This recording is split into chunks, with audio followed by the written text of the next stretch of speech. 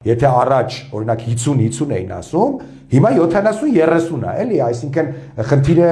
կոռուպցիայի մասին բարձր գոռացողները չեն, որ հետո գալիս են իշխանության եւ կոռուպցիա են վերացնում։ Շատ հաճախ այն մարդիկ, ովքեր որ ամենաբարձրն են գոռում կոռուպցիայի մասին, գալիս են իշխանության եւ սկսում են այնքան մեծ ծավալներով կոռուպցիայով զբաղվել, որ նույնիսկ այդ նախկին աստվածները զարմանում են, էլի։ Նենց որ կոռուպցիայի դեմ պայքարելու ամենակարևոր հանգամանքը դա քաղաքական կամքն է նախ, իշխանությունների քաղաքական կամքն է,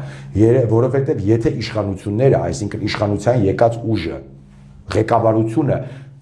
վարչապետը, երկրորդ մարդը, երրորդ մարդը այդ ուժի կոռուպցիայի հանդեպ ունեն ներքին անհանդուրժողականություն, ինչպես օրինակ Թաթոյան Արմանը։ Ես հիմա օրինակ եմ բերում Թաթոյանի վրա, որովհետև ինչի, որովհետև մարդը եղել է պետական պաշտոնյա,